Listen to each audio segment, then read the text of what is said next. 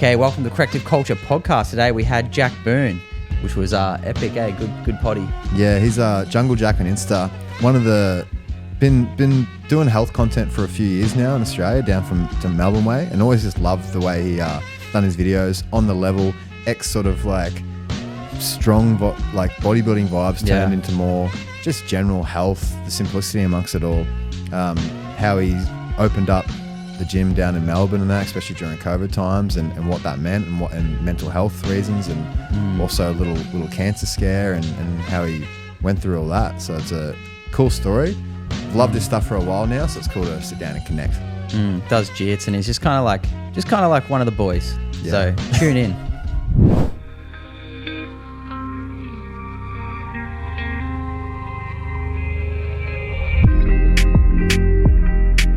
All right, welcome back to the Corrective Culture Podcast. Today we have Jack Boon, Jungle Jack. Living Rewired. Living Rewired, baby. AKA, whatever you want. Yeah. It's cool, man. I've seen your content now for it's probably been a couple of years now. Where from you're down New South Wales way, Melbourne. Vic. oh, down Vic, yeah. And seeing you sort of do your side of holistic health things down there, and talking about all the same sort of shit that I guess not a lot of people. It's becoming more common now, but even a couple of years ago, man, not a lot of people were talking about the shit that we're into. Yeah, for You sure. know, like the basics of normal food and water, and What it means to be healthy. what it means to be healthy, man. Yeah. And I've also seen your journey grow now into your gym and expanding and those sort of things. So what got you into health and this side of health, not just like, strongman health? Yeah, no, sure. I guess like probably a lot of people that find themselves in the health and fitness space, you've always had a really like athletic background and played all the sports coming up. Pretty poor attendance with school and things like that, thinking that sport was just going to happen. There was no real plan B. And then it didn't quite go that way. What sport was that? Mainly cricket and footy. Yeah. And then, as I said, sort of didn't work out, but I was already in and around the gym through it. And, you've got a natural ability to be strong, and it just was quite organic. And I was like, well, fuck, I don't know.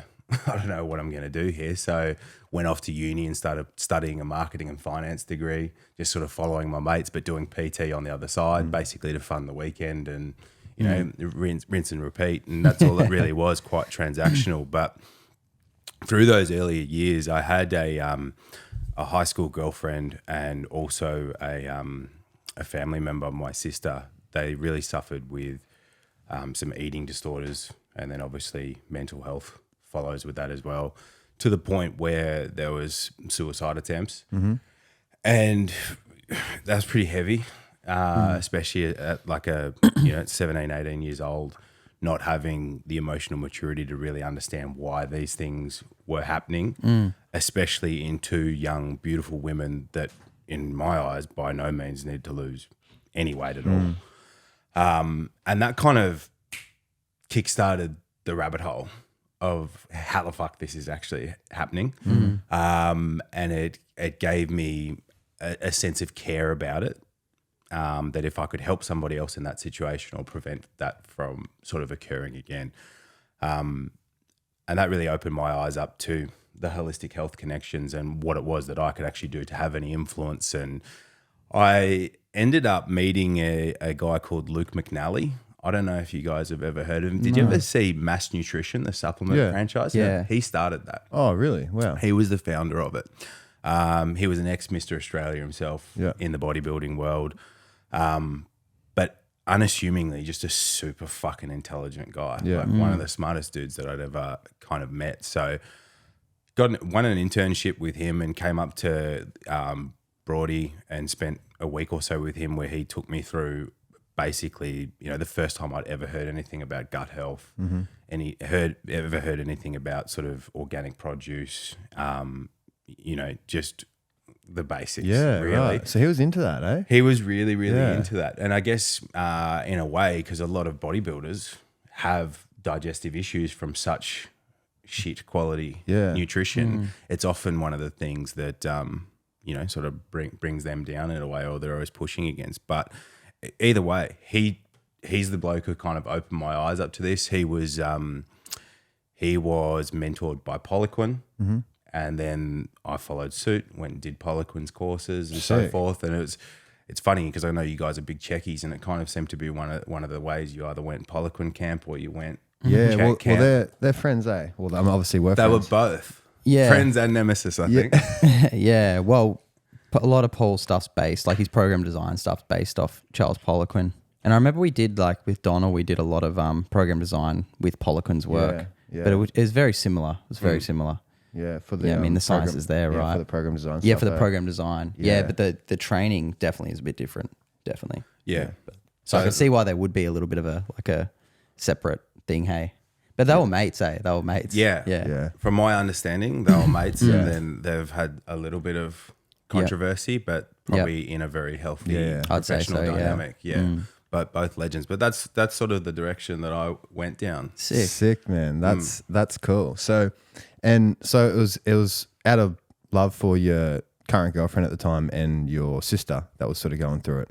And what do you think that was for them? Like, have you reflected on like why they were making those choices? Do you feel like it was like social media or something earlier trauma or? Yeah, man. I mean, that's 15 years plus ago now, and have gone through 2 different gyms and health and fitness businesses, and have had thousands of clients come through, and the world's forever evolving and changing, and you are trying to figure out those things. And all I can speak on is just that it is so multi-dimensional and multifactorial, and it's no specific one thing. And I really believe that the future of health, and whether it be as niche as somebody with an eating disorder or mental health difficulties, we need really good generalists. We've got the specialists, whether that be, psychologist, and you've got nutritionists, you've got Western medicine, but there's not many people, which I think you guys are doing a great job as well, of bridging that gap, because we could argue that it's nutritional. Depression has an inflammation connection and or nutrient deficiency connection. We could largely lean on social media. We know that those that are, in the top 25% of consumption of social media have got something like a 300% greater likelihood of displaying clinical depression. Right. So the comparison game's huge.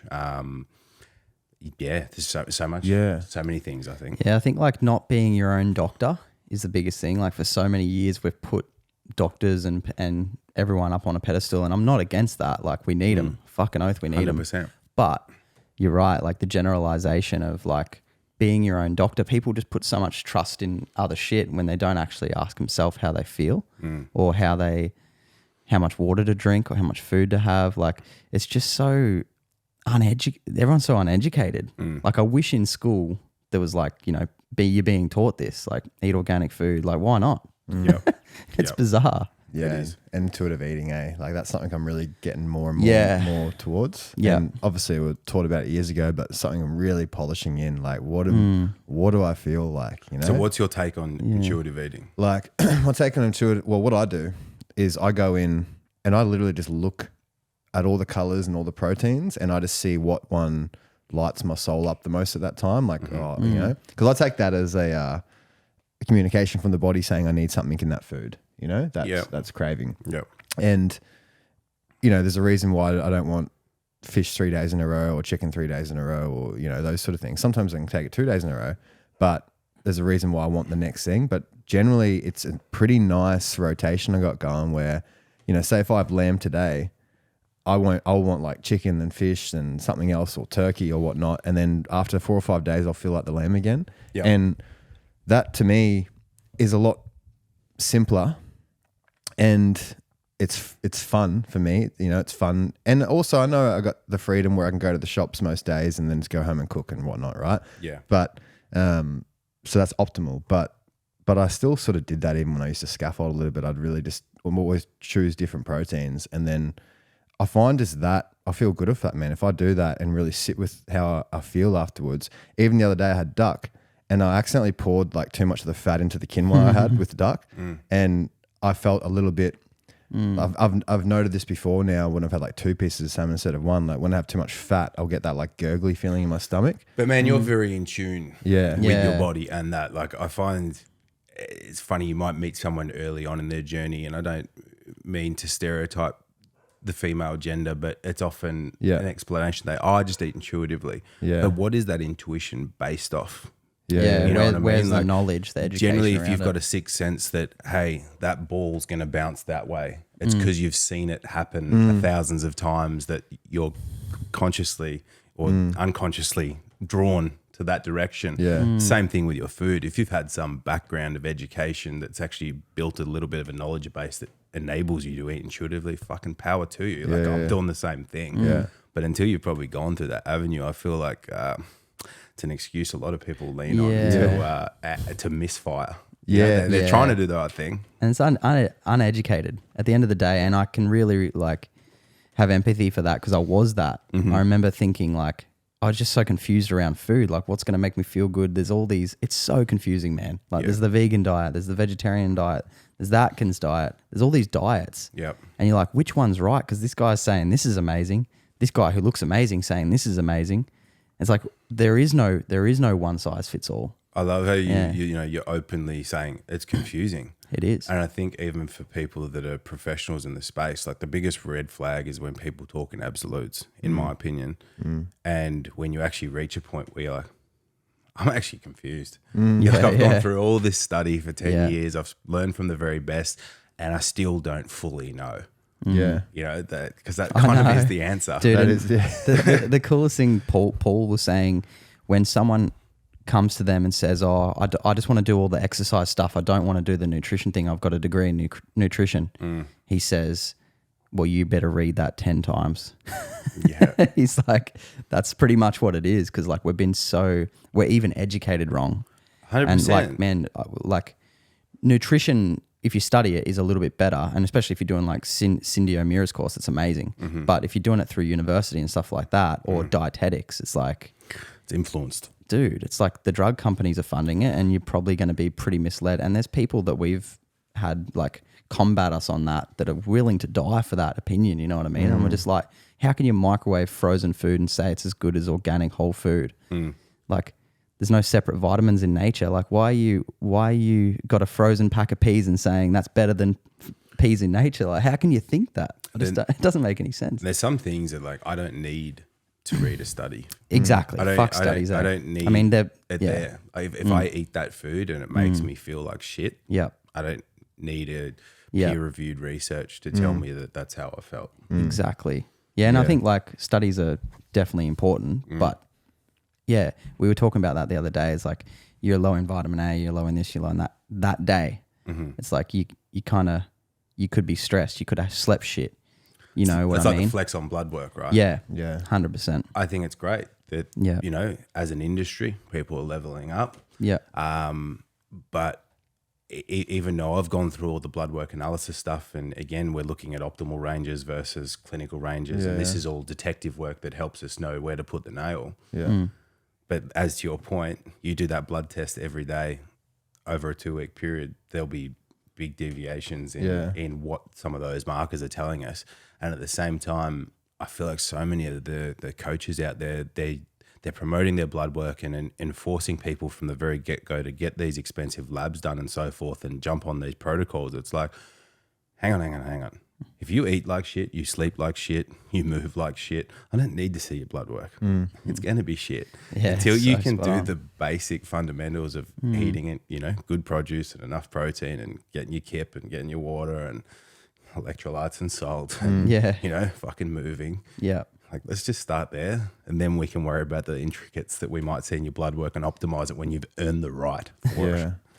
I think about a story when back at my old MMA club, and this guy, he wanted to come see me, and he just looked fucking like, you could see he was unhealthy, biggest dark circles under his eyes, overweight, and he just like overtrained too, and just not really lose weight, obviously because he was eating shit. And he'd eat KFC all the time, he said. And then he had booked in with a naturopath to get all his gut microbiome done. And I was just thinking, this motherfucker's eating KFC and he's going to bother getting a snapshot of his gut after that, you know? Yeah. And just, that's expensive. That's Yeah. expensive, especially for a young kid like that, you know? And just, the back to what Walden always talks about, simplicity amongst the complexity of it all. Like, I want to, it's like when we got ours done, it was cool to see. It was cool to see, okay, like we're pretty, from the doctor's ranges, we're all good. I was low in zinc and magnesium. So that just gave me awareness. All right, fuck it. You got to make sure I get my oysters each week and make sure I have some leafy greens or take some magnesium or whatnot, and just bring a little more awareness to that, you know? And it was cool getting my genes tested. Have you ever had genes tested before? No.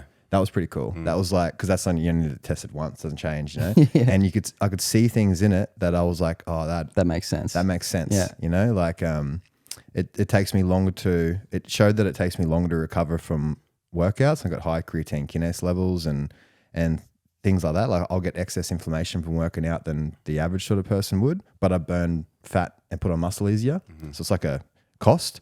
And I intuitively felt that without voicing it. I was like, I feel like people are recovering like a little, I need 2 days instead of one, you know? And because I would push it and then I'd get sick. Like if I wasn't recovered, I'd do a workout and then I'd get sick, and I was just overloading my pathways. So that brought a good awareness to me to just be like, all right, like yesterday I felt good for training, but I did weights the day before, I did jiu-jitsu the day before, and I was like, I know I'm going to do jiu-jitsu today. Yeah. So I'm like, I'm just going to rest. Because I literally thought about that stuff. And I feel fucking good this morning. Got 8.5 hours sleep, ready to roll. Yeah, listening to your body, eh? Yeah. But that's the bottom line. If I was just listening to my body, it told me that anyway. Yeah. It's like the aura ring tells me when I'm getting run down. I'm like, I knew I was getting run down. Like, it's pretty cool. It's one of those ones though, like you got your switches, right? You got your weights, you got your jiu-jitsu, you've got your business, you got your personal life. They can't all be cranked at the same time. And sometimes, you know, the training I found of recent in life, like you've just got to take that little step back, and you know, you might not be getting in as much work as what I want to be, you know, doing physically, but it would be counterintuitive to be pushed through and ignore those signs anyway. Man, I meditated on that on was it Thursday last week, and I was like, I am fucking addicted to training, and it's easy for me. I could just keep training, but I was like, you know what? I'm gonna take Friday, Saturday. I trained Saturday, but I just jiu-jitsu, and I was like, I'm just going to take it off and just fully not worry about it. And it was hard, man. I was like, it was really hard to force myself not to train. You know what I mean? And it's like, I feel like a lot of guys have that problem where they think more is better. For sure. And there's like this thing about like, it's like body related too. Like I want to be looking the part and stuff like that, which is good if it's healthy. But I feel like I have a tiny bit of unhealthiness there where it's like, you want to look the part, you know what I mean? And I was like, you know what? I'm going to just switch that for a while and just be like, fully tap into how I feel and be like, okay, do I train today? Do I not train today? And even making the conscious decision was big, man. And I was thinking about that. It played more into food as well. I was like, if I was to wake up and have no coffee, no tea, just water, how would I feel? And I think I'd feel a little empty and emotionally sad because I don't have my thing in the morning. You know what I mean? I'm like, but what is that? What is that? More the absence of the routine or the stimulant effect from the coffee? The routine. Yeah, for sure. Because I've been off coffee a lot, and it gets to that time. I have it for like 8 months, and then I'll be like, okay, I need a break. So I'll get off it, and I don't miss it, but I'd substitute it with like a tea or whatever. It has to be something. You know what I mean? But I was like, what is that? There's a crutch there, and I think we emotionally use something. You know what I mean? It's like I think about that. We had this Ryan Sprague guy on the podcast last week. He's like a cannabis coach from Boston, actually. Yeah. But he's like in that scene, you know, Rogan and all those sort of crew over there. And he spoke about a similar thing, man. He goes, every time before you smoke, if this is when he wants to get someone, say, off it or have a break, every time before you smoke, don't even stop smoking, but every time before you smoke, you write down, why am I smoking? Like, why do I choosing to smoke right now? Because the missus did this, because I'm feeling stressed, because I feel lonely, because I feel whatever it is. And that could be a similar thing. Why do I have to have this right now? Like, what is it about it, you know? It's a big thing for people because like you wake up in the morning, it's like, that's just the way you start your day. Like if you don't have your coffee or your thing, what are you going to do? Go to the beach, get sun? I'm from Melbourne. Try telling someone in Melbourne to get I know, mate. True, fucking oath. I know. And how good is the coffee in Melbourne, dude, when you just get up and it's cold and you're like, when we were there, can't beat that shit. we did a workshop there a couple of years ago. It was like, that's 2 years ago now, I think. And what I noted, because and you're in the health scene there, right? And I know it's probably not as big there as it sort of is. I know on the sunny coast, right? Sunny coast is pretty sort of health scene. Yeah. But I remember when I was driving around, we were in St Kilda, and I was driving around. I could see some guys like at the front, like smoking at the front of the local, because drinking culture at the end of the workday is sort of bigger there. I feel like Definitely. and how just weathered some of these guys looked, man. Like, and how I was realized, oh, this is their thing. Their thing when the workday is over, they go to this whatever this local corner pub is, and just have the ciggies and have the beers and have the food and get social. And they looked like they just needed sunlight, dark circles, just absolutely depleted. And I was thinking, when there's not like beach sunlight, I guess I could almost fall into something like that. I could see without the wisdom of our teachers and whatnot. And so like, what do you do in your sort of spare time in Melbourne, dude? Like, what's the hobby? Like jiu-jitsu, eh? Now it's much more like that. It's a pretty simple life. Yeah. For me, there's something that's just that inner peace that I've found with just a very simple life, and my circle has become a lot smaller and a lot tighter. Because I guess, the beauty of Melbourne as well is just such a big social scene, and, coming up, through your 20s and stuff, going out nightclubs, getting on it, every weekend kind of thing. But now, life has changed. That obviously isn't serving me in a positive way anymore. You've got greater responsibilities and stuff going on with business. I go to sleep pretty early every day, man. Like, I'm in bed 8 o'clock, probably asleep before 9 at least. That's nice. That's for me, if I'm done at the end of the day, like I'm putting the feet up. So my routine is I try and play golf once a week. Sick. All the boys are getting out of the golf. I'm really starting to nerd out on the golf because there's something so unique about it that it's a non-reactive sport. Yeah. So it's purely, just you and that ball blocking out any of the noise, while also getting the aspect of being in nature, being in the sun. You're getting your steps in, you're walking, a little bit of social connection as well with your friends, bit of networking as well.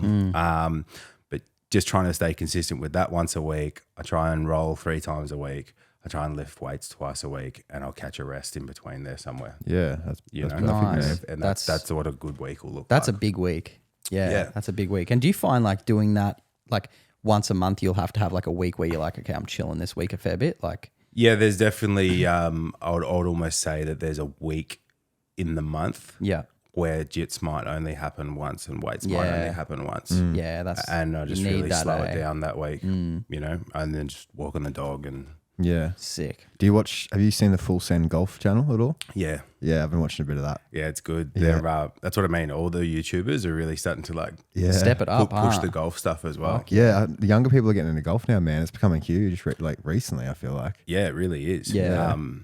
It's crazy you say that because it's just snowballing out of nowhere. But I think we can thank YouTube and definitely other personalities like Bryson DeChambeau on the PGA actually pushing it, and again noticing golf's got a pretty stiff reputation with a bit pretentious, and you get that for sure. It's always going to be associated with that sport, but YouTube has taken away the power of the big corporations and realizing that anyone can have their own entertainment, their own channel, and monetize that. Exactly. And we're seeing it with golf, which is cool.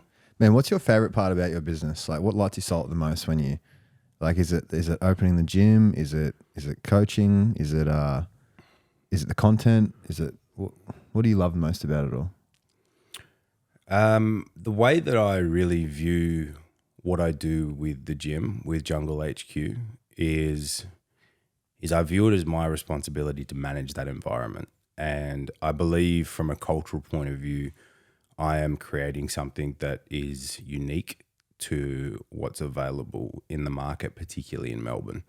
And what I mean by that is that nearly any gym that's a sick gym from an equipment selection point of view is affiliated with either bikies, violence, just shit going on everywhere. People walking around with ankle bracelets, and they're overpopulated, overcrowded spaces, which become intimidating, not very welcoming for a lot of people, particularly given that perhaps my initial passion was to support and protect the women.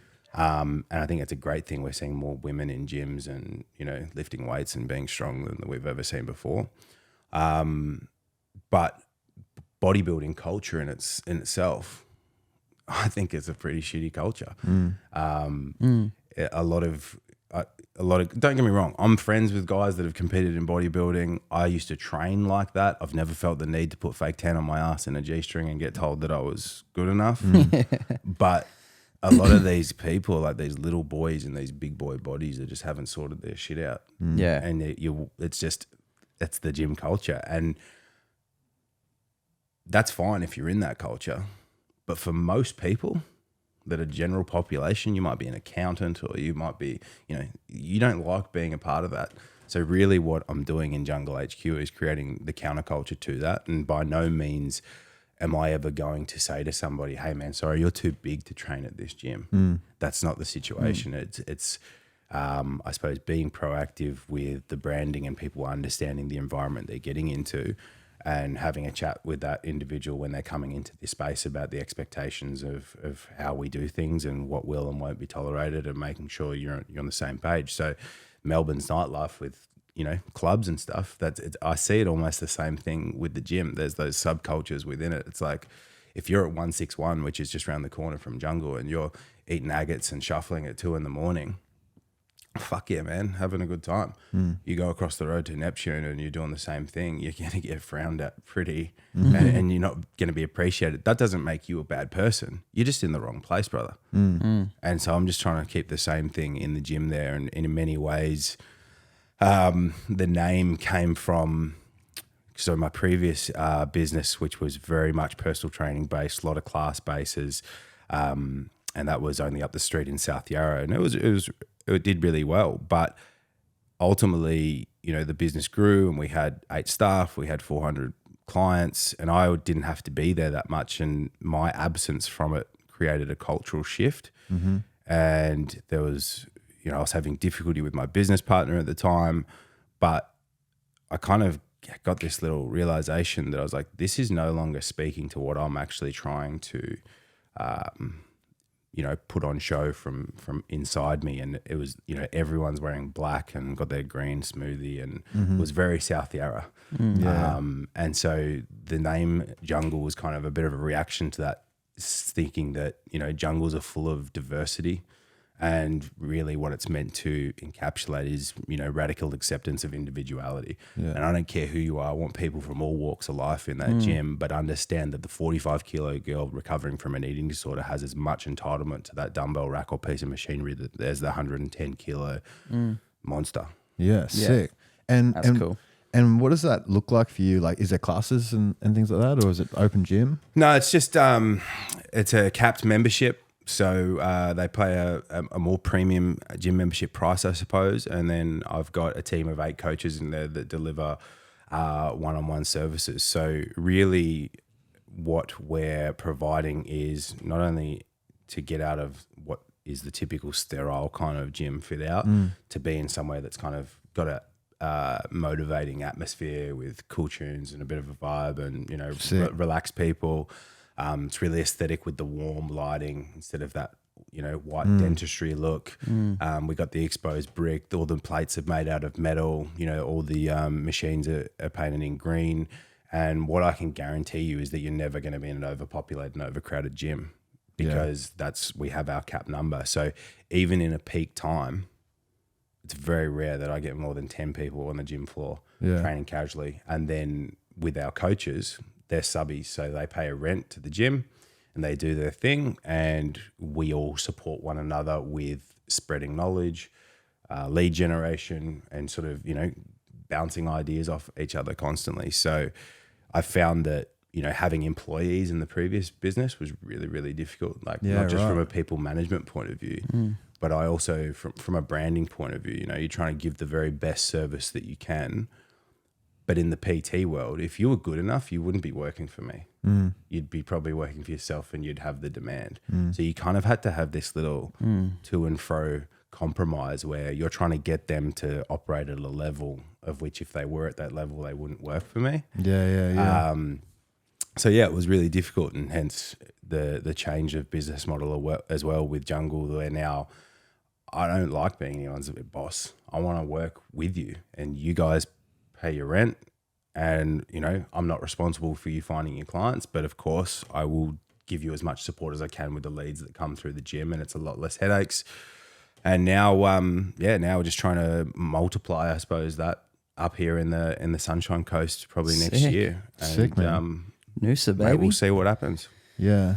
It's a lot of work, bro. Fuck, it's respect, eh? Like, Yeah, it's the hustle. Yeah, doing like something big like that, investing, finding, like, figuring out all that sort of stuff. Like that's it's been on like the back end of our mind for, like, you know, people wanting us to do something like that, but it's literally just what you said then. There, all the blockades, like having to deal with all those sort of things, and wondering how to keep the quality in, because sharing your knowledge into, you know, all these other people and finding the people. And mate, I feel excited though. Like I'm at the very beginning of it. Yeah. Because I had my sort of 7 years with Gripped. So that started in commercial gyms in a Zap Fitness, which is like an anytime model.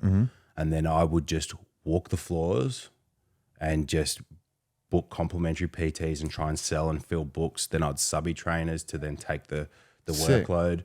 And I had 4 trainers across 2 different gyms before I opened the last one. Had that for 5 years, sold it, spent every dollar I had in my bank account to open Jungle. 3 months into operation, COVID hit. Fuck. Gets shut down for 2 years.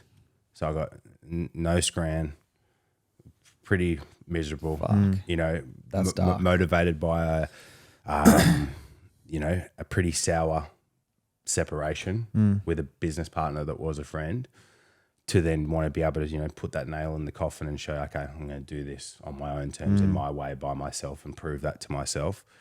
3rd year, all I'm doing is back on the gym floor, taking PTs in groups of girls, 6 at a time, to just hustle, get the money, keep the doors open. Yeah. Cool. Got to the end of that. Spent the next year focusing on Living Rewired, building the online business and the coaching app, and, you know, starting to move more into male specific stuff, which I think was put under the magnifying glass through COVID about, okay, cool, we've done a really good job for the women. Now there's probably more male suffering than I've ever fucking seen before, in terms of mental health, drug habits, drinking piss on Friday night because it's Friday and that's just your life, and getting blokes out of that routine. And the last sort of, you know, 6 to 12 months has been occupied through getting married and doing this project up in Noosa. So, you know, I'm only just at the beginning of it, man. And I'm really excited to see where it goes, because I've finally got the time and the oxygen to work on the business rather than being in it so much. Do you ever see yourself coming up here one day? 100%. That's the plan, right? So I was telling Jake before we got on air and before you come along that, you know, earlier in the year, I had an opportunity come across my desk to do a franchise up here in Noosa. Yeah. And, you know, never did I think that I would work with a franchise, but I've been manifesting Noosa for a long time. I've come up here all the time as a kid on holidays. My wife's sister and brother-in-law live in Noosa. Right. When we think of Australia, what are we thinking of? We're thinking of the beaches. We're not thinking of Melbourne, you know, looking forward into, you know, the idea of having kids and stuff, what kind of life I want to give them, and, you know, a place where you can have self-sustainable land and chickens and grow fruit trees and have a cow. Good luck doing that in Melbourne, bro. True. You know, so this is the direction I'm definitely heading, and the franchise opportunity was appealing because you were sold the dream of hands off and very much coming at it from an investment point of view, and it gave me, you know, tax reasons to be here for 3 months a year on the government, and ultimately probably after a, you know, 7-year period and you've got your own little family coming, I'd love to settle down here in the Sunshine Coast. But unfortunately in that process, a lot of the oversold support, we'll call it, Yeah. has turned out to be, oh no, that's not we, that's actually you. Yeah. To the point where I'm like, what the fuck am I doing? Why don't I just do this myself? I Yeah. can do it with a better product, with better management, and I can see that you were just lured into the devil's temptation of easy money. Yeah. And, you know, I've just had to go through that little path to see what I see now. And, you know, there's been a few hairy moments to separate this contract, you could say. But ultimately, that's what will happen. Like the equipment's already in manufacturing. Yeah, so, like, right. It's just now waiting until our time has passed to keep everyone happy in the legal department. Yep. And we'll have it opening next year, I reckon. Man, that's sick. Sick. That's sick, dude. Yeah. It's nice. I mean, that's the picturesque. Noose is the picturesque fucking place in Australia, really, if you think about it. It is, man. Yeah. Fuck, it's crazy up there. It's so Yeah. good. And there's like, I just feel like it's got so much room to grow. It does, hey? Yeah. It's like one of those places that like, there's a lot of influential people that just kind of lay low. But it's, I feel like it's on the brink of like kind of just booming. You know what I mean? And it's hanging for something like that. It is. And with the amount of It's tourism old, that goes man. through there. Yeah. It's outdated up there, man. It's like, it's about to flip, I reckon. yeah. Yeah. It's a bit untapped, but that's how I want jungle to be. I don't want it to be, I've got the number 5 in my head. Like I want 5 in Australia. Yeah. And they're destination gyms that people know of. So when they're traveling, they're like, I've heard about these Jungle HQ gyms. They got this sick culture. They got this equipment, this vibe. It's, you know what I mean? It's an experience. Your gym experience is exactly that. It's a blend of social, knowledge absorbing, hard work. And, you know, we see friendships getting made. Like you asked him before, one of the things I love most about it, I love hosting that environment and seeing people leave happy. But man, the amount of people that have like ended up in relationships, had kids, had babies, you know, become married, that you've seen them actually meet in your business, and you're like, this is sick. Yeah. Yeah, You know, for sure. bringing people together with something positive. Yeah, fuck. That's sick, Yeah, man. I do miss that side of like training. Like, I love group training. I feel like it's like so motivating. Like, even if it's just like twice a week with a group and like someone's running it, I find that good. I miss that a little bit. Yeah, well, I started CrossFit when it was a new thing back in like 2009 or 10 or something. And there, at the time, I don't think there was many, from what I remember, there wasn't really many group things that I knew of. I can't think of any actually. Yeah, because like it was before F45 and stuff. before all that, and it was the only group thing would have been a random like boxer fit class at a Good Life or something. You know, there wasn't really group. So I know that's why it grabs so well at the start, even for me, got me hooked. But the only injuries I have in my body is from CrossFit. Yeah. Fucking years ago, dude. Yeah. My lower back and my right shoulder. Yeah. Do you reckon that's just from like overuse, like storing 100%. storing that like movement pattern, eh? Just like, well, connective tissue takes fucking ages to adapt. You need like meant to have like a 5-day break or some shit after like heavy lifting. Yeah. And they're just smashing it every day. I was like, I remember like my legs giving out on me the next day and stuff, and then going in and doing a workout because it was just that I thought that was what you do, and I was 19 at the time, so I was getting away with it. Yeah. Well, 18. But yeah, people were fucking dropping, man. People were dropping around me. Yeah. But that's the CrossFit concept, isn't it? It's like it just rewards who can push the hardest. Yeah, I know. It's good for the mind, but still, like I remember my coach ended up having to go to the hospital because he did too many of those GHD sit-ups. And when you do too many, I forget what they call it, where the muscle breaks down into the blood. I know. Yeah, I can't remember what it's called. serious? Yeah. It starts with an R. I Yeah, think. it does. What the fuck? It's like, And yeah, it builds up the It's like toxic. And yeah, that's like you fully die from it and shit. Like, so he ended up looking like he was pregnant from the gut just breaking down. Whoa. Yeah, you know, like this GHG sit-ups, like Yeah. they cook you, man, when you're like in a fucking circuit and you got to do 100 of them or something, like, and you're just going hard. And I remember there's nothing makes your abs sorer than that for me. Yeah. And yeah, I'm pretty sure he did. He went to hospital for a little bit there, and yeah, I did my lower back doing a heavy deadlift. And then my right shoulder from doing, I think, just excessive handstand push-ups. I was really good at them. And eventually, now I realize it was a posterior deltoid weakness. That's what I realized. And I finally had a breakthrough in the shoulder recently that I realized, man, a lot of people have weak posterior delts and don't know it. And because you think about it, it's drawing a bow is, I was like, where in nature are we really cranking the posterior delt? And we would, every time we draw a bow, we'd be doing that. But when a lot of people say do face pulls and that, which is still good for them, a lot of the time their mid traps and rhomboids will give out before the posterior delt. So you don't actually get that full fatigue. And then recently in a couple of people, I've found it's fucking weak, and then it fully holds the head of the humerus back in the socket. So they might be getting pain at the front of their shoulder here. And then they do a posterior delt. Did it with Mickey yesterday, actually. Gave him a posterior delt set, and he could put his arms behind his back and higher up his spine further before it was pinching the front of his shoulder. So I've realized, fuck, that's my new thing at the moment, getting hell into the back of the shoulder. Yeah, and you look at that cable pull which is magic from Paul, which is Just like like high the high cable pull, like drawing that back. Yeah. Yeah, Yeah, like, like it just elbow feels- has to be like that. Yeah. Yeah, and I always felt that was like such a good exercise, and it Yeah. felt really good for the shoulder, And that's exactly it. That would be the integration after the isolation, Yeah. Yeah, because I was doing that. But again, my mid traps and rhomboids were the thing that was getting to failure. When I take it to failure, it wasn't my posterior delt. I could still feel my posterior delt, but now just me getting a little dumbbell and cranking like that, I'm like, fuck, man, my shoulder feels so different afterwards. Cool. Yeah. So every day I'm doing that now. I'm going to do that for the Nice. next 2 months and sick. see what I found. I had this weakness in my shoulder for like 10 years, man. Been looking for it, and fuck, just found it, which is like Cool. for me. That's like the gold rush. Mate, I've only recently had some shoulder issues, and I've never had any shit go on Yeah. with my shoulder, and mate, it's fucking debilitating. Yeah. Like trying to sleep and stuff, just like you know, stuff outside of the gym where Yeah. it becomes annoying. Like, is it the back of your shoulder? It's more than like my AC joint. I mean, Okay. Strangely, I think it's been like aggravated from framing. Big Oh, guys really? in jiu-jitsu and stuff. Yeah, and that that's makes pushing sense. me up into this spot with them. Probably just I don't know, man. A little bit of just tightness and Yeah. some shit going on, and Yeah. Maybe. Yeah. Yeah, for sure. who knows, years of pressing in one Yeah. direction and then trying to do jiu-jitsu. Yeah. You know, like, Yeah.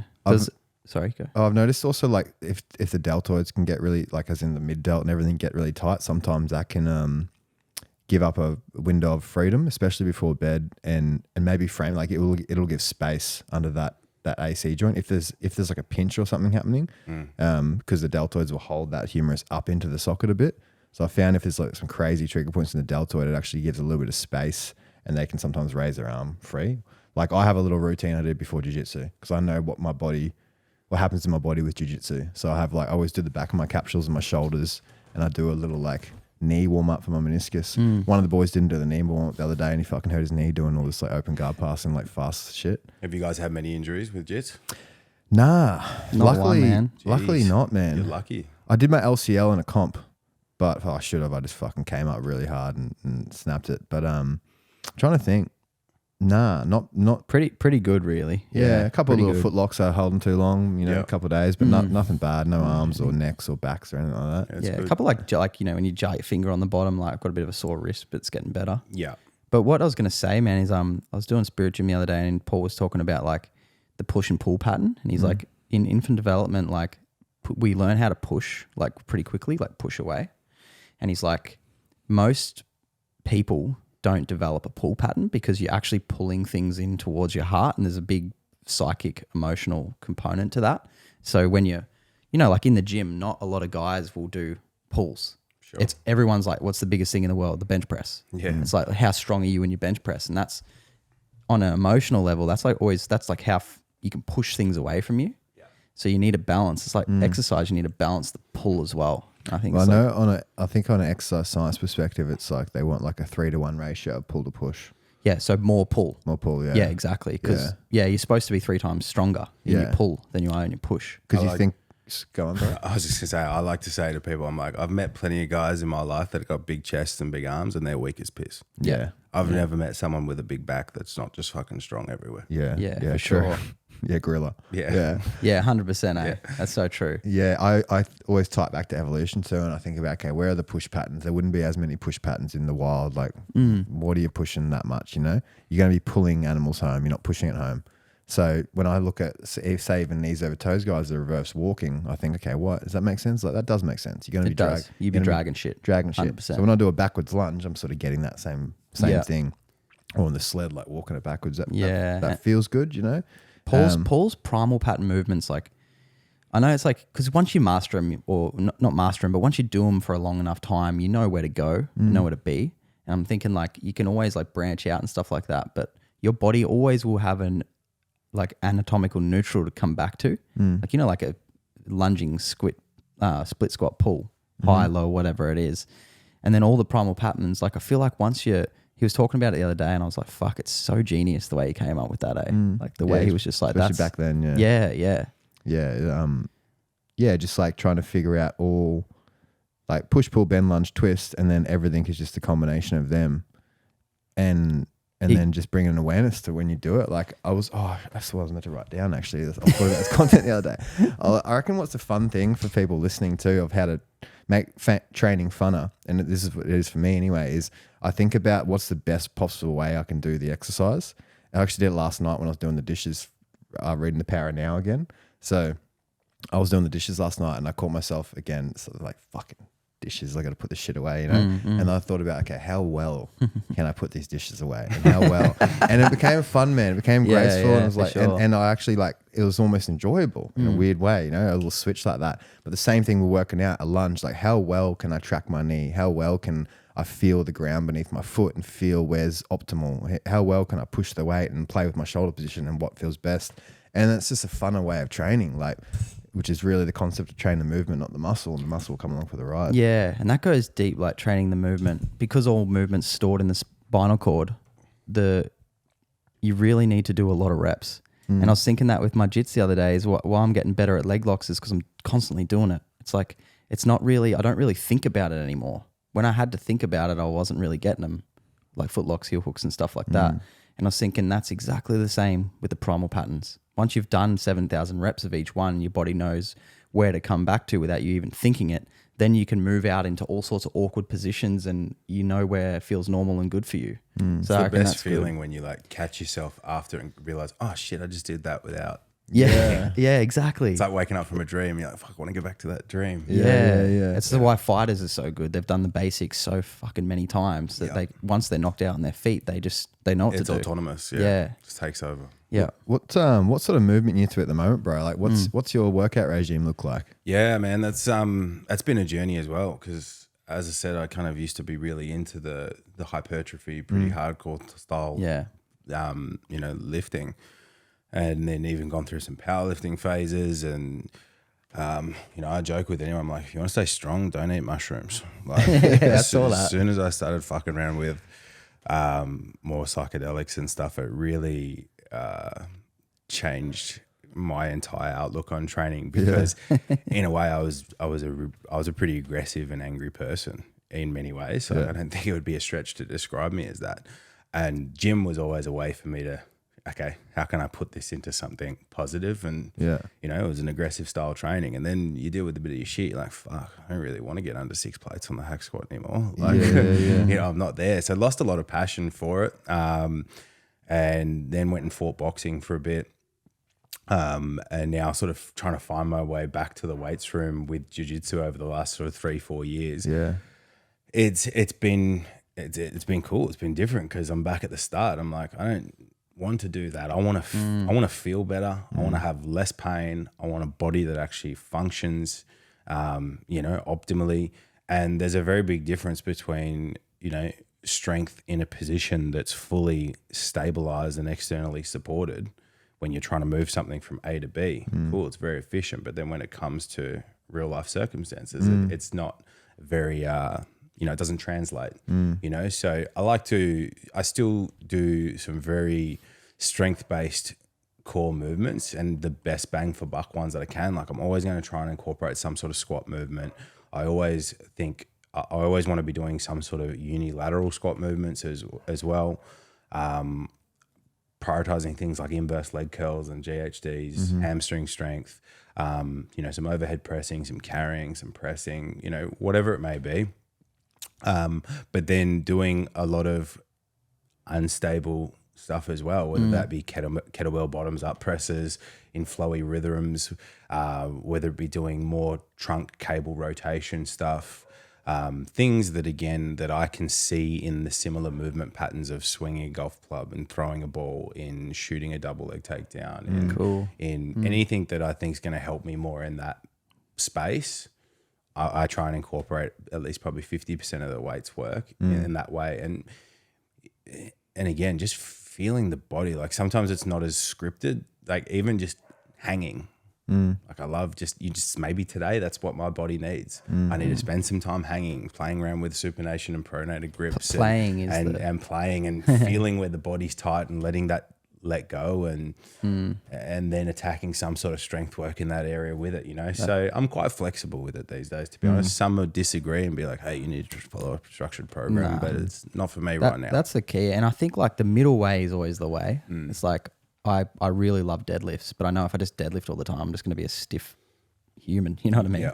So, and Callan's taught me a bit about that too, because I watch how much he plays, and I come in, even yesterday I did a workout, did deadlifts. I was like, okay, I'll do heavy deadlifts, and then I'm just going to play. And it's just like, what's your soul going to choose? And you're like off fucking moving battens around and fucking, then I just drop down into a stretch midway through, even though it's not logically, you know, in check stuff, like you probably wouldn't usually do stretch that, it you know? between strength work, But I think like once you just learn to just get all the models out of your head and actually start to listen to your body a bit more, it's always telling you something. That's it. I'll try and get in my body and understand, okay, what do I need to walk out of here feeling better than what I did when I walked in? Yeah. You know, what do I need today? Because maybe you had some hard rounds and you resisted a Kimura. Yeah. And something's pretty jacked up. So, okay, I'm going to try and get that feeling a little bit better. Yeah. Maybe because of that, this exercise isn't on the cards today. You know, do what I can do. And then also having some forward thinking about, well, what have I got tomorrow? What do I need to do to prepare myself for that? You know, like I don't want to be super jacked up for tomorrow's roll or whatever it may be. Yeah, fuck, the rolls definitely take the out of you. Eh? Yeah. You know, it's like a nervous system, mate. It feels like It almost is, power. Remember we said the other day, like, we're like, if we didn't train jits, dude, we'd train in the gym every day without so a doubt. easy, It'd be easy, man. Yeah. It's like nothing makes you sorer, like ligamentally, than jits, eh? And there's always, I don't know about you boys if you train with that many different bodies and where you're going, but down at Absolute in St Kilda, you know, there's hundreds of members and there's some killers in that gym. And because it's predominantly no gi, you know, you're meeting someone for the first time and you're like, I got no idea what this guy is, and he's got no idea where we am. And there's always that little feel out process at the beginning to try and get a gauge on where someone's at. And some people just like, some people like to go to war. And I'm like, bro, it's a fucking Wednesday lunchtime. I'm going back to work after this. Like, 100%. I'm just trying to have some fun. I like to have a very playful jiu-jitsu style. Yeah, good, man. That'll keep you injury free. Yeah. Does Giles take the classes? Sometimes, yeah. Yeah, that'd be sick, man. So Giles is in there. Mikhail Yahaya's one of the main coaches in there who's come up under Giles and was like Craig was one of Mikhail's groomsmen at his wedding. So we were all there together. Yeah. You boys would have watched the CGI recently. Yeah. That was so sick. Yeah, that was sick. So good, man. I trained at Absolute a few times, and there was one brown belt there that was just like the biggest. Like he was just wanted to go. I was just like, shit. Yeah. Really? This guy's an animal.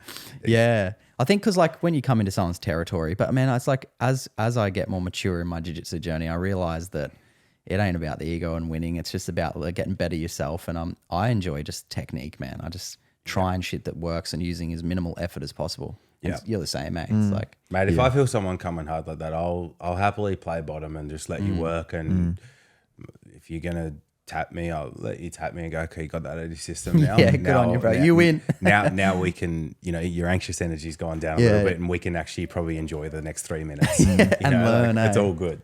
What are you learning at the moment? Like, what's your game like? What are you? I probably play more of a half guard style. Yeah. Sick. Rather than passing, I like to sweep.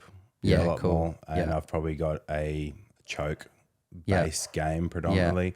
Usually Darces, Anacondas, front headlock, rear naked is what I'm probably going for. And then, of course, that opens up arm bars here and there. But sick. I mean, I'm not super deep on the leg lock stuff. Yeah. And it's a pretty heavy leg lock gym. Oh, yeah. But my knees have been ripped to shreds as well. So I typically just I'll tap early on most leg things. Definitely my weakness. It's just not worth it. Yeah, you know, I tap so early. You don't get any warning. Yeah. Like from the moment you think you're okay, and I've had my ankle popped and stuff like that where you're like, nah, it's, you know, I'm pointing my toe, I'm sweet. And, yeah. Oh shit. Yeah. Never trust your neck or your joints. Yeah. You don't get much warning with everything else. You know, you feel it coming on. You feel the squeeze. But with an ankle, it's just, or your knee, the pressure can just go. Yeah, I've done a couple of people's feet with toe holds, man. Like I've done 3 people's feet with toe. I don't like doing them anymore because people don't tap and they think they're all right. and I feel like it wasn't even that much of my pressure. I feel like I was only like 50% of it, I reckon, and it honestly sounds like a fucking ripping a chicken leg, just like boom, and I was just like, it was like trauma for me. Like they were like, "Oh, I think I'm good," and I was like, "Nah, bro, like you didn't hit," because I'm right, the ear's right next to it. And here's the Yeah, thing, I know, right? yeah. Like, because we have an understanding of anatomy, Yeah, Yeah. and whether it be biomechanics, fascia lines, any of this sort of stuff, like that's in my head sometimes when I'm doing jiu-jitsu, and I'm like, there's no way you can dorsiflex harder than what I can crank that. It's I know, hey, especially like you always get that one beast. Like I feel like you'd probably be that guy that like would grab the foot and you're like, he doesn't even need to have it in the right position, but if he fucking puts his strength into this, he's gonna snap it. yeah. and it's funny you say that, like even as someone who's typically a bit stronger in the room, the last thing I want to be is that guy. Yeah. So I will use as little as strength as possible because again, what am I proving to myself or anyone that I've had a 20 kilo weight difference on you and I've just squeezed life out of you? It wasn't very good jiu-jitsu. Nah, exactly. It's good that you know that, eh? What belt are you now? I'm only blue belt still. Oh, sick. Yeah. I've And been they're the probably best. training for about 4 years. Yeah. And Awesome. it's just nice to be at that point in the journey, Yeah. man. St Kilda the whole time? I started actually at the Melbourne Jiu-Jitsu Academy because it was literally next door to Jungle. Yep. Right. And that was really great just to sort of, for the convenience of being able to do it frequently and getting involved. But, once you've sort of reached a certain point with it, you want to be around as high level guys as you can. Yeah. Yeah, to, that 100%. to man. learn. And that's just how it is, man. There's probably We'll be the best club in Australia. would be one of the best for sure. Yeah. Yeah. There'd be There in Southwest 30, Sydney, 40 you'd be black the, belts in the room sometimes. Oh, yeah. Like, it's crazy. And Always yeah, had good and if you were in Melbourne, you'd fucking roll. Yeah, if there's no I know, beach and man. shit, I know. like, you'd be like, fuck. I just had like, roll and then you just go sit in front of a red light therapy thing, eh? Just yeah, Because I mean, winter, like it gets stormy, dude, and it's like rainy for weeks at sometimes, eh? It's like, Can do, yeah. yeah. And And it's how hot and cold is the weather, eh? Mate, it's bipolar. It's crazy. It's crazy. You can get days where it's, beautiful and sunny and then it's pissing down torrential rain for half an hour and then sunny again. But I mean, typically winter's been pretty cold and that's what I want to get out of there now. I just don't know if I'm getting old or soft, but my hands have been broken up a fair bit and I'm starting to feel that those cold mornings trying to walk the dog and right. Well, it is cold, man. It's almost like 0 degrees there, eh? Usually. it can be first, yeah. if you're up early, Yeah. you can get some mornings where it's definitely below 5 most Yeah. mornings in winter. Fuck. Yeah, it's pretty cold, man. Winter It's like was so Japan easy cold. this time, eh? This winter I just went here was so easy. Yeah, well, I swear it was a fucking weird winter, eh? It It's was like just there's no pretty- waves it was- really. It's like 2 swells. And autumn and winter, like it's been really bad here. Yeah, right. Yeah.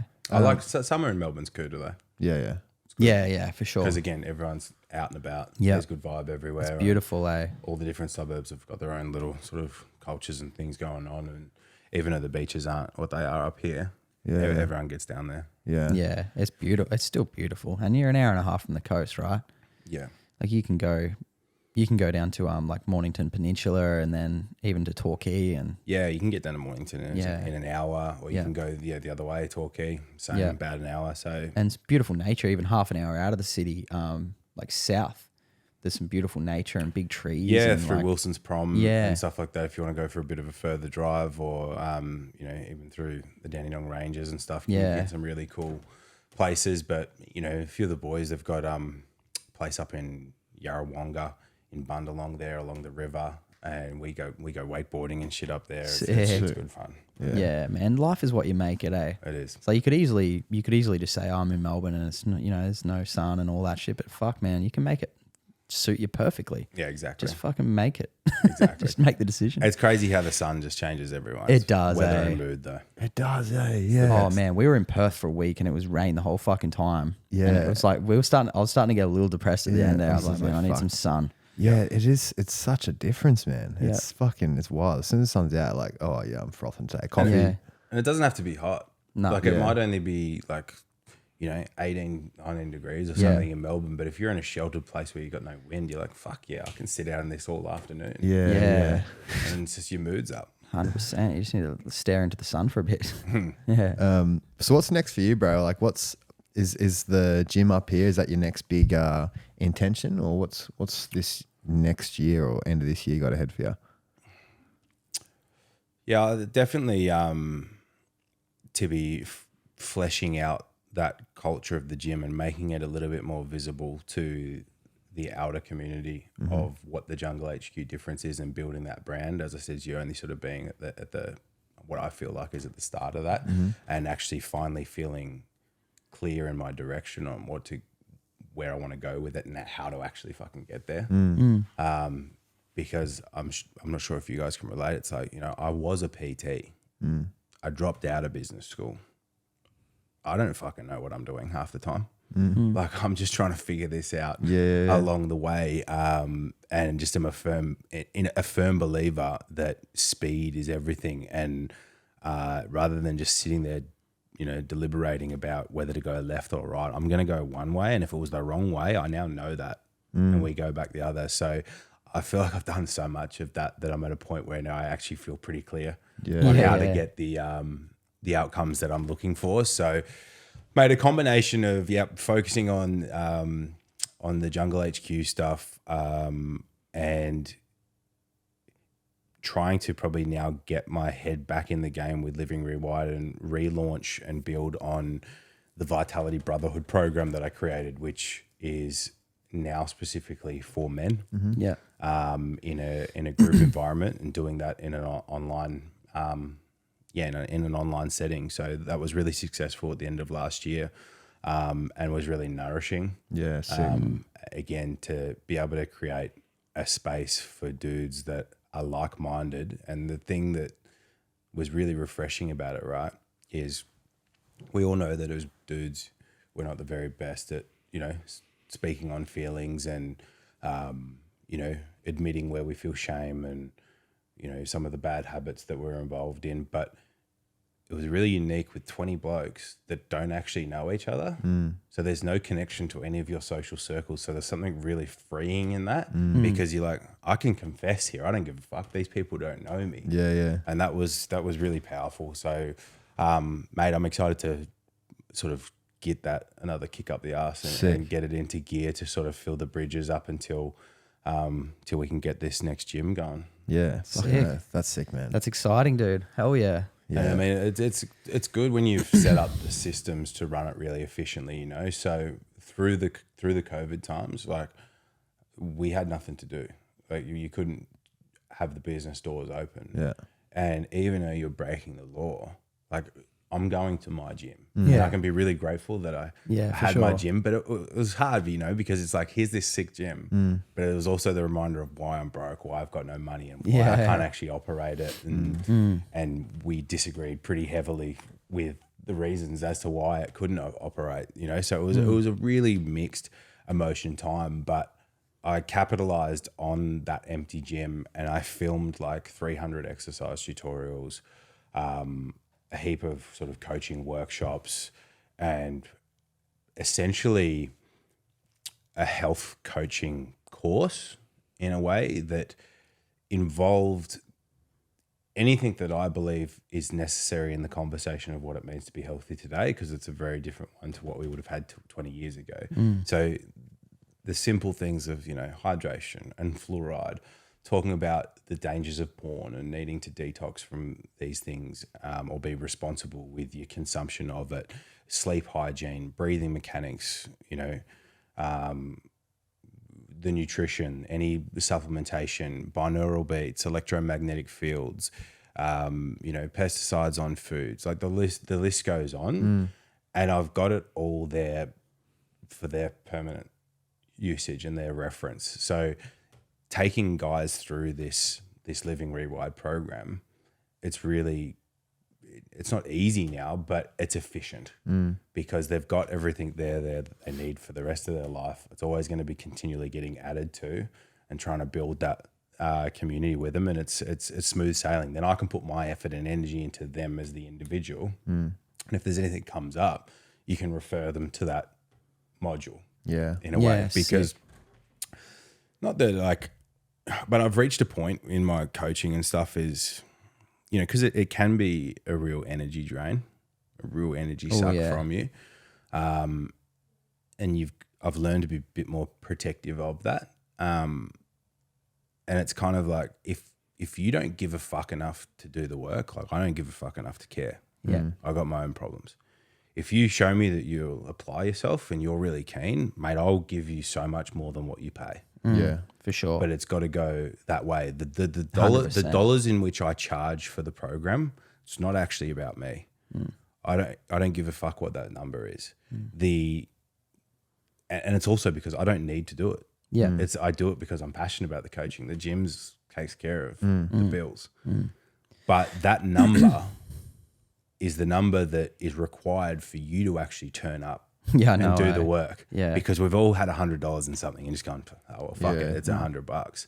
So I could discount the program, make it half the price, and I'm actually probably just doing a disservice and getting less results for the guys that are actually involved in it. Yeah. Yeah. Yeah, I feel the same way, man. I only like working with people that are in a lot of pain, or people that are like, oh, I just want to improve and be better. Because if they're going to pay that to just improve on their body, I know, they're fucking keen. But or someone that's in a lot of back pain or something, Yeah. they're pretty keen. Yeah, they're going to fucking do whatever you should give them. And I love that shit. I love that shit. Yeah. So it's why we do it, eh? Yeah. So we don't need to. Like we could have stopped taking clients a year ago, but we're like, we fucking love it, dude. It's like it gives you that sense of like man. helping people and then learning, and you know, we're always studying, and then you put it back into your craft, and it's like you just it's fun, man. It's ever very evolving. rare. It's very rare that the session will end on like I charge for an hour, and commonly I'm there for 2 with them all the time. Yeah. Just because I'm learning off their body, like, and it's an exchange. And also the feeling is you're paying me, but I don't need your money, so we're having an exchange together. Yeah. Where I'm taking you on, and there's an exchange where you obviously have to pay me for that, but I feel like we're sort of doing each other a favor in the sense. But like I love that feeling, knowing that like, yeah, I'm going to give you everything within my wisdom, and I know they can't just go find that anywhere else. Yeah. So that's empowering for me. But yeah, it's fucking fun. No, it's cool. And like I said to you before, like I found my way to working with men kind of through the COVID times, whereas like, 10 years was dedicated towards, female health, fitness and well-being. And so much of the world in a way has improved circumstances for female equality or whatever we'll call it. But I really do feel like we've now forgotten about the blokes. There's plenty of blokes out there suffering and having a hard time. And then, we all, especially in Melbourne, had a real tough time with COVID and stuff. And not only on top of that, like I got diagnosed with testicular cancer in the middle of that. Oh wow, what the fuck? And, had been coping with the lockdowns with, a pretty unhealthy attachment of going, okay, well, I often sacrifice a lot of social things because I'm business and health orientated and there's fuck all I can do now and it's only going to be 6 weeks. So I just partied. And then you are here now with no money. Yeah. At the end of a 6-week It's a dark feeling. with nothing opening and disagreeing and the whole feeling like the whole world's sort of coming down on you. It was a tough time, but all of these things have been lessons and perspectives that help other blokes going through the same shit. For sure, Are you bro. still healing from that, or is it you've Mate, gone I'm through pretty that? lucky. I got onto it. I got onto it early, and in my belief, I had a testicular torsion 3 months before I found out I had cancer. Oh right. So I woke up one morning and my nut was just not sitting how it kind of should be. North south wasn't really there, and got to the gym and I was like, like down on all fours with the dog. I was like, sorry, bro, you're not getting walked. Thankfully, one of the girls that was on the way to the gym for the group session, who I've got good relationship with, I was like, are you far away? I need to get to the hospital, race me in for surgery, and stitch me back up. And then over sort of, the healing from that surgery, some things were not really feeling the way that they should have done and were a bit off and concerning. So we went for follow-ups, and then they quickly discovered in the CT scans there were some tumours, and I think I had it operated on probably only, within 7 to 10 days.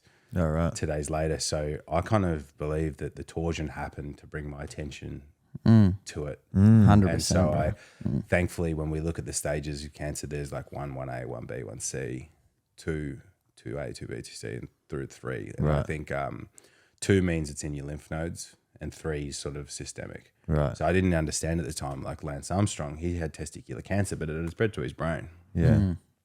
So I was towards the end of the ones. So thankfully it was pretty isolated. They didn't have to take any of the lymph nodes out of my groin or anything like that, but they do take it out through an incision through your lower abdomen.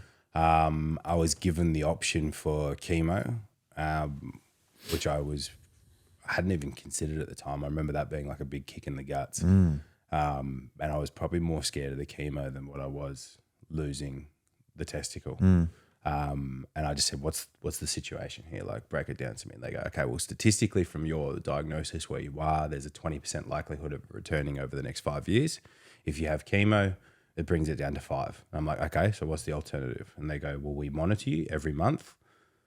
And that slowly becomes less and less frequent over that 5-year period. And then if it's obviously you got early detection, and then we do chemo. I'm like, well, that's a no-brainer. No thank you to the chemo. And here we are about probably 3 years past it now, and Fine. all swell. So, Yeah.